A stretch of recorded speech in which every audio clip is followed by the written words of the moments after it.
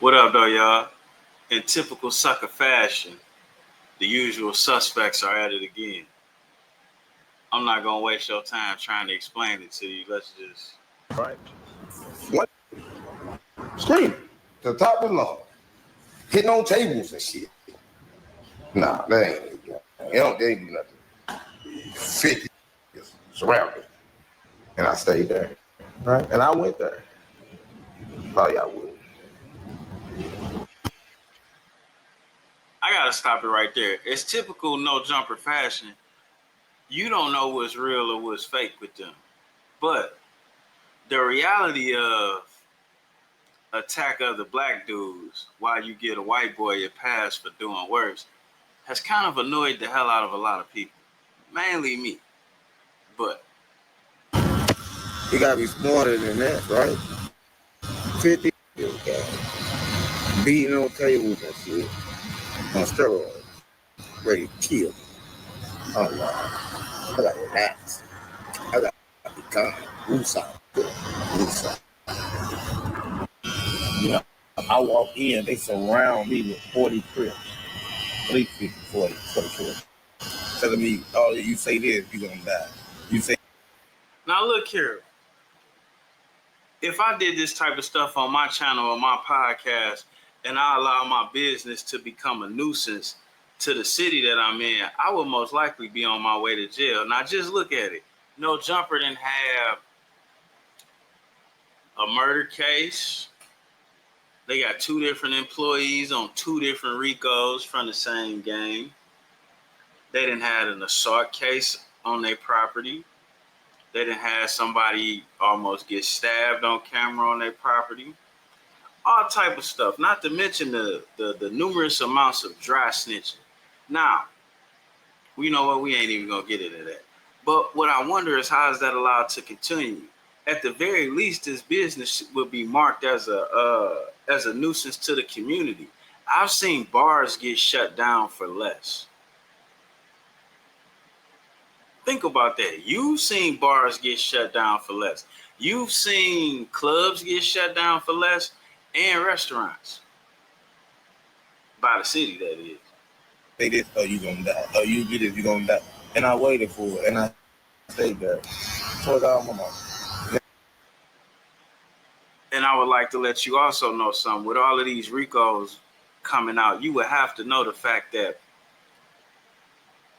me facilitating a meeting between you and somebody that wants to kill you knowingly would consist of an overt act. To be a kingpin, all you have to do is be in a leadership position of people that's been known to commit crimes or actually committing crimes. And if Adam was black, he'd be facing a RICO charge right now. Not only that, what Diddy went to jail for, he doing regularly with his wife. So if it's illegal to do with your girlfriend, it gotta be illegal to do with your wife, right? And then they sell a porno. Bad Boy a production company too. Do you need a special porno license? I'm lost. They fly people in and out of the states, in and out of the countries for the purposes of sex. Is that not human trafficking? I'm lost. And they get away with this one too. But we gonna leave that human trafficking part alone right now. Y'all ain't seen the hat. 607, I'm pushing hard one. Yeah, bro. So they were saying he quit after shit with 4Extra, this, that, and the third. I'm like, you know what I'm saying? I guess Adam was talking about he called him and was in fear of his life. He don't sound scared in this video, bro. Sound like he's still playing, like, you know what I mean? And that's that bullshit that motherfuckers pushing. It's like everybody's supposed to be scared of y'all or scared of certain people because they bow down to the white boy, like the rest of the niggas in the world is scared, or mainly because this is kind of specific. Trying to discredit the Midwest gangsterism has been a consistent thing of No Jumper. But do I agree with everything 607 Unc say? Hell no. The nigga's crazy. But obviously somebody agreed with what he was saying because they gave him a job, didn't they? And clearly the dude's not a cupcake because he knew he disrespected people and he showed up anyway. It's good. But let's get into what Adam was saying. So I just got off the phone with 607 Unk, and he no longer wants to be part of No Jumper. This is like the most unpredictable dude I've ever met in my life because I thought that he was just like down for all the bullshit. But I guess when 4Extra told him off camera that he was going to kill him, he took it as like a bad omen on some like witchcraft or voodoo or whatever his religion thing is.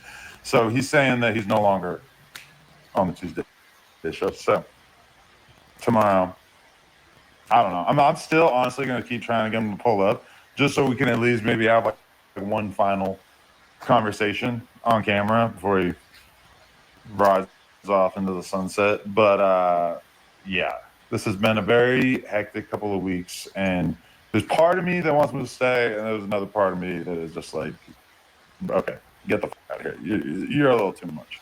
Man, please, y'all needed that nigga for views. Y'all needed that nigga for views, and he was dumb to come on there. He was already hot without No Jumper. That's even more crazy that niggas be falling over their own soul to jump on this show is ridiculous.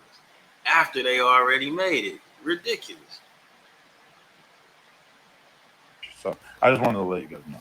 He said Blood took a personal threat on his life. It's a bad omen. What?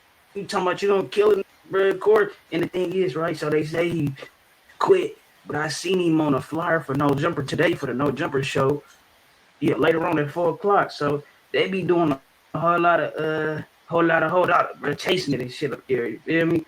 But I was wondering what was the root of 4Extra frustrations in the first place. It seemed a little. I'm thinking it was the Munchie conversation. I'm like, oh, he quit. He be on shit. I didn't know he'd be on the content like that. Apparently, it was some other shit that 607 was popping about, bro. Then I'm gonna be doing bring me to jail, laughing at your ass while these bitches picking up my collect call. And some of y'all wondering.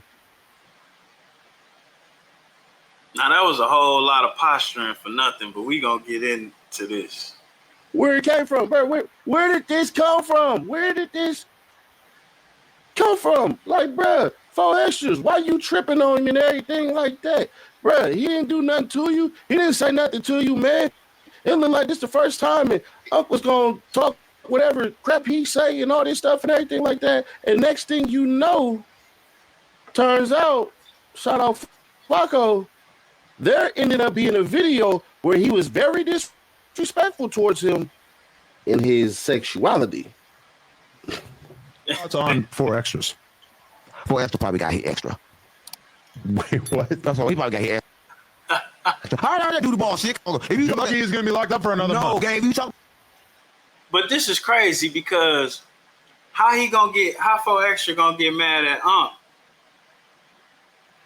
when Adam the one that ran the story about this dude doing homosexual acts, but you don't get mad at the white boy. But we gonna continue. This is running rampant in California. Them niggas killed 20 other black people, and the white dude that hit him with the rock won't say shit to him on gang. Sad. About that doo-doo ball shit, I had to get hit extra. What do you mean doo-doo ball? How about you put peanut butter up a nigga? No. He said he knocked out an op and that somebody, his cellmate, grabbed the packet of peanut butter, squirted on the dude's ass. He said he didn't take part. That's not true. Listen, if he's not a peanut butter. Come on, gang. If you saw it, you did it. Listen, gang, stop playing with me. If you saw a nigga pushing ass, didn't do nothing, you probably got hit extra. That's why I call him 4Extra. Probably got hit extra. Mama, stop playing with me. He know that. Listen, that's a damn good point. Now, I ain't gonna necessarily accuse nobody of being a homogenized milk drinker, at least not in this video right here. I mean, at least not at this time in this video right here. But if your celly doing homosexual shit like that and he your mans and you stand there and watch, by default, that would make you a homogenized milk drinker.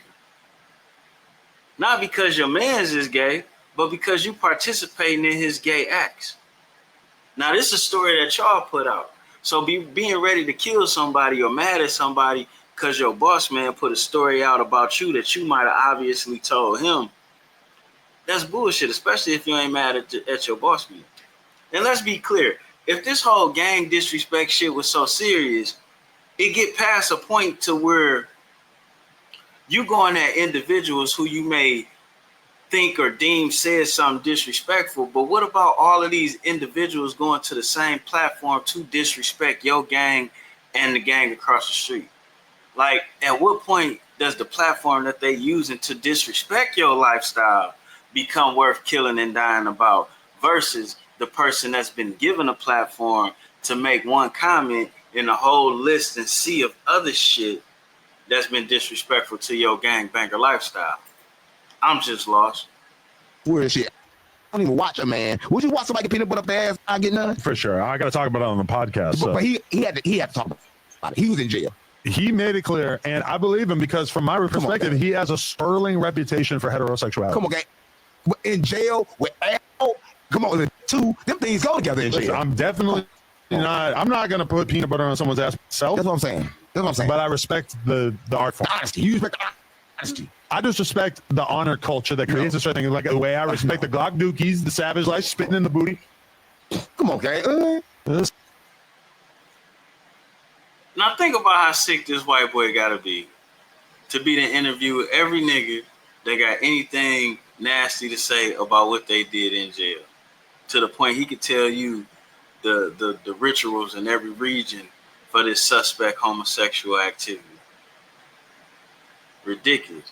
But he's allowed to pass. Now let's... Same thing. You put the peanut butter on the booty. No, I'm just saying, come on, gang. I'm saying that he said he witnessed it. I witnessed it. We heard about it. We never eyewitnessed nobody playing with nobody ass. He eyewitnessed it. Stop playing with me. His eyes gotta hurt. If he wanted to step in while his homeboy was peanut buttering someone that he had just knocked out, he would probably... He say seeing it peanut butter up his butt is a eye buster.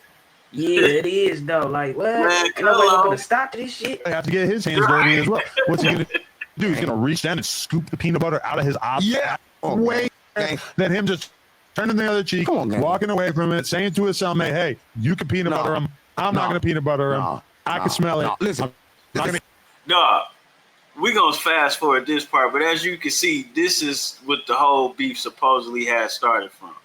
All bullshit. Shout out to Wig TV. But this is where I get a problem at. I can see the comments now. Oh, you mad because Unc said he took your credit card away and all this stuff and everything like that. And if you want to write that, write it. It's fine. It's fine. For those of you who think that... Nah, y'all may not know this, but Seti Nash is saying that because he took Lil Woody to the Rolling 60s hood and they had a good old time. Now, to me, that shit does look suspect because how is Lil Woody a known snitch, killer, not a Rolling 60s member, able to ride through that neighborhood at 100 miles an hour in his rented Lamborghini with cheap liquor and Seti Nash in the background, who, if I'm not mistaken, is from Northern California, like Sacramento or something like that. So that's an extension of the 60s hood, not exactly from the motherland. No disrespect. Just want to make sure I explain this properly. But Nipsey can get killed in the hood. The rest of us outside of California is wondering how that's possible. Because y'all gang bang this, gang bang that, y'all's ready to kill 6ix9ine, yada, yada, yada. But then you got Lil Woody in the hood at the liquor store. I ain't saying nobody Crip card or whatever should be taken. That's not really my position. But at the same time, what are you standing on? Because you make it a point that certain things is cool and certain things is not. But then you go to further step of bringing things that you once said as it relates to or pertains to somebody else is not cool to your area. Why is that? I'm going to be the bigger man and I'm going to just let it go. No. For those of you who think I'm finna be petty and laugh my ass off, you damn right. Actually, no. Let's understand this. The internet has created a place where the disrespectful come to get a rise out of everything. I'd agree. I told y'all if I seen him, I was going to get in Cuz's face. I definitely was going to do the bang tactic where he put his hand behind his head like, did you have power over me? I definitely was going to do that. And we for surely was going up there at least 15 thick. That disrespectful shit, y'all. Now look here. On some man shit, because everybody grown men, right? When it come down to it. If you felt like somebody had disrespected you, then what you need 15 people for? If he's a whole ass nigga and he disrespected you and he's out of pocket. That's like, to me, this is all bitch behavior. And nobody's being man enough to say this. This is to be a 30, 40-year-old dude inside a gang, needing the gang when you have a problem. That's bitch behavior, bro. Damn, it's a lot of want to press 607 blood for that plan he be doing. You in trouble, bro. Who on the internet will get you fucked up. Some of y'all are so keen and so busy on trying to be the next person that your wave and your aura is insane. 607, you play a lot of gay games. Everybody ain't going for that. Now look, I'm not disagreeing with Seti Nash on some of these points right here, but it's about to get real tricky in the points that he's trying to make, and that's where I do got a problem with. That's where it makes this whole soliloquy some whole shit. But let's continue. Everybody's not going for that. And you got exactly what your ass deserved. See, some of these cats, you built a rapport with them. So you may play with them and No. 607 Unc didn't get, we mean what he got what he deserved in a negative way. Whether this was real or fake, all it's gonna do is add more views to him. And to me, dog look fake as hell. How you gonna come somewhere with 50 dudes because you felt disrespected and then that nigga walk out of there? I'm waiting. Now the white boy making a shit ton of money off you niggas fighting, but you motherfuckers is only getting your paycheck. And from what AD showed everybody else, $1,500 a week. I mean, no. It was $1,500 every 2 weeks. The AD was getting paid. So how much are y'all getting paid? I could get you a job that pay you more than that. And you ain't got to be crashing out, risking your life and your freedom for your employment that ain't going to be there for you if something go wrong. You ain't even got no benefits, nigga. This got to be some of the dumbest shit I ever seen in life. say certain things and they not going to feel no way. That's because they cool. Y'all done built a rapport. You ain't built no rapport with this man. The first things that he hear that you say is a whole lot of gay stuff, and you trying to allude that to him. Nigga, that's the first thing he heard when he sat down with Adam was a whole bunch of gay shit. But you didn't have no problem with it then. He didn't have no problem with it when it's the white man. And this is my problem with you specifically. Shout out Wig TV. You Southern California gangbangers, bro. Y'all kill niggas after niggas after niggas after niggas. But it's all kind of documentaries about the Mexicans coming to y'all hood, killing women, children, and y'all. And y'all don't do shit about it.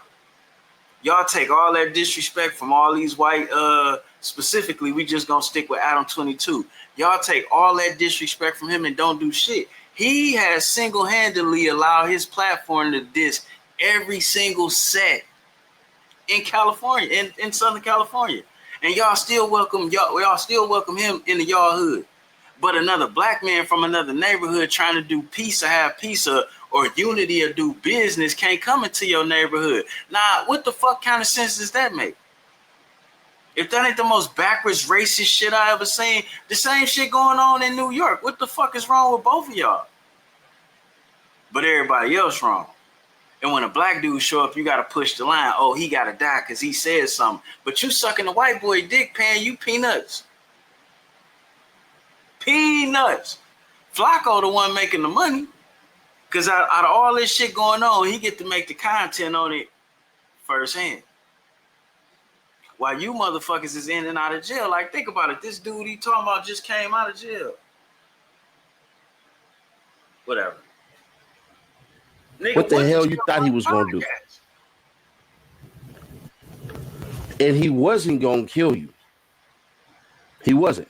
Because he would have did it. He was just letting you know, bro, you playing the wrong game. He wouldn't have did it. He wouldn't have did it. if you out here killing people, why you on podcasts? Why you need a check from Adam? And if you out here killing niggas, why you ain't extorting Adam? That's that shit like with Big U. Big U ass was making business with all the whites and the Jewish peoples, et cetera, but he was trying to extort and exert power over the niggas. Like, to me, that's cupcake shit. If you pushing a line, that means your line goes across. It don't matter who it cut. You can't just subjugate the line you pushing to being oppressive to niggas. The fuck is that about? Then when you go to jail, it's, oh, the community, I need y'all. Oh, shit. See, some of these cats think that they Adam. Nah, bro. The reason why the quote-unquote white man ain't get pressed when he say certain shit is because of a couple of things. One, he don't know our culture. That's their culture. We call them weird all the time for those. Man, you don't get that bitch ass shit out of here with that one, dog. No disrespect. Man, that's the most cupcake shit I ever heard on your motherfucking channel, dog. That might be the most cupcake shit I ever heard on the motherfucking internet. What the fuck you mean this nigga don't know our culture, but he done spent the last 10 years making a living off of interviewing, exploiting, and investigating and promoting the detriment of our culture? The fuck you mean he don't understand it? He understand every time he let a black man fuck his wife, he make a couple $1 million. He understand every time he get a group of black men on his channel to embarrass themselves, he able to pay all 10 of y'all less than $5,000 for that week while he rack up 40, 50 for that week. So what the fuck you mean he don't know our culture? He recognizes it's profitable for him to involve us in as much debauchery as possible. I can't believe you making these. Just say you riding with the nigga, no matter what. Just say you whatever, but don't sit here and tell me this cracker deserves a pass for what? This man, you. Let's be real about this specific cracker here. Juan-o warned you about Brick Baby being a bad being bold business last year, and this cracker tried to use that shit to shut down my channel and all type of other shit. And then what ends up happening? Brick Baby end up getting indicted. You find out this nigga was lying about this and that. You find out he might have been a snitch. You find out he knew he was under wiretap. But where that shit come first? Here. Now that cracker and the other cracker made a whole lot of money off of stealing my motherfucking content. But that's cool though. Cause y'all niggas allow it, so they think it's cool to do it to me. And then not specifically Seti Nash, but a lot of niggas sat up there knowing what the fuck they was doing and they say shit. I'm the one that got Brick Baby on Vlad TV. Vlad would have never interviewed that nigga if I ain't dropped them text messages. Never, ever, ever. White dudes who grow up in certain parts of certain whatever other regions and stuff like that, and then you check them and then that stuff ends. But also, Adam got the money. Adam is paying cats. 607. Man, quit sucking that Peckerwood pecker. All of us got money. All of us, all of us is paying cats. And you telling me $1,500 every 2 weeks is worth risking your life and freedom, bro? Like, really, is that what we saying? And then not only that, are you telling me just because this cracker gives out jobs, it make exploiting us cool? You willing to accept some exploitation for one nigga to get a job that don't pay him enough to fucking pay rent in the city he live in? Are we fucking serious here? Brick Baby was #1 on that bitch. He got arrested. Nigga, he needed money that week. He couldn't even afford bail, lawyer, none of that. His mama was putting up her own goddamn house. So, and he was on their show for 2-3 years. Are you really telling me it's worth it to work there and risk? I mean, if you're going to do it like Flacco, that's different.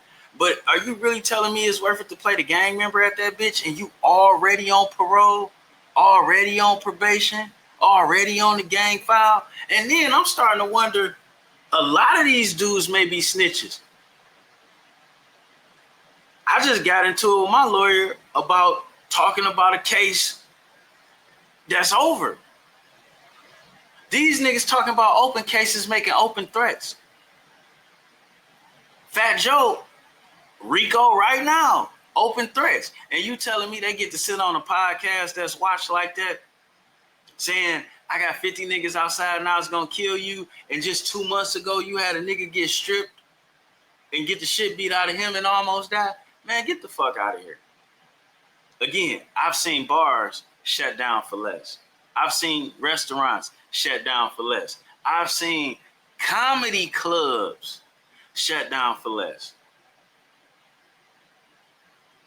Fuck out of here, man. You forget that this skin right here, and you being from the streets, you're supposed to have a level of knowledge of oneself to say, damn, bro, I probably shouldn't say that about that person. I really wanted to take a petty route and be like, I hope you. Why would he have enough knowledge to not say this and that about that person if the white boy can do it?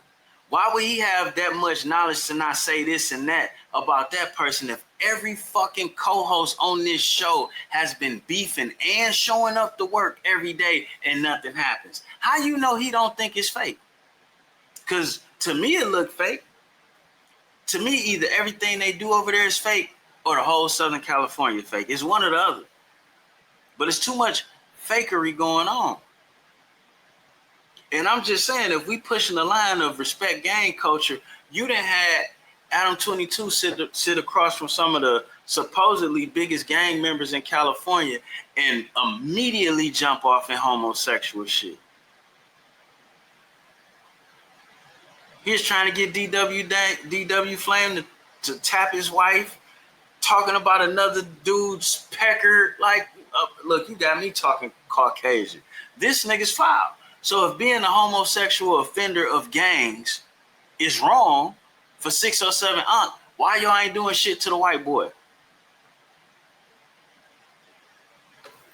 You go broke. I hope you lose it all and you lose your house and all your stuff and everything like that. I thought about taking that route, but at the end of the day, I'm not gonna be on that tip. I'm really not. But if you thought 4 extras was bad, what you think gonna happen when this person see you for this shit that you said? Meek Mill, if you watching this, you got 24 hours. Hey, that's a fact too, though. Like, be getting it, you know, I'll bring it up like the press. Shout out Wig, man. But just won't press Adam, and this is just how it is, bro. It's just what it is. Like, expect more from other niggas a little bit, but at the same time, I still feel like he shouldn't be excluded from certain shit. At least the conversation. Then show your man, Wig, you being nice. You being nice. If we are men, if stealing from me is wrong, then stealing from me is fucking wrong. It don't matter if you Black, Puerto Rican, or Asian, or Caucasian. It don't matter your motherfucking persuasion. If you steal from me, I'm on your ass. That's the end of the fucking story. You can't just say, yeah, stealing from me is wrong whenever a nigga do it. But I'm gonna let all of these other people do it. Like we basically did, and this is like when you get to like the 607 Unks and the Charleston Whites or whatever, like these niggas are already willing to sacrifice themselves to prove a point of how stupid this shit you niggas doing is. It's my dumb ass that's sacrificing making money by like trying to talk sense into it. But they like, fuck it. You niggas is so stupid. Y'all got the white man's dick so far up your mouth that why not play with it and make money? Because you better believe he willing to shoot. And then he ain't come out to California till y'all got reciprocity. So I know he ain't rolling unstrapped. And then y'all still pussy because y'all ain't gonna really get down at the white boy studio. Y'all ain't gonna do nothing to mess up that white boy business. But y'all done tried to fuck up the Marathon Grand Open several times. Y'all setting up fights at that bitch. What part of the game is that? Which brings me back to Nipsey Hussle. How to... You know what? Never mind. Your asshole. 24 hours. Meek Mill and his crew done already punched on Safari.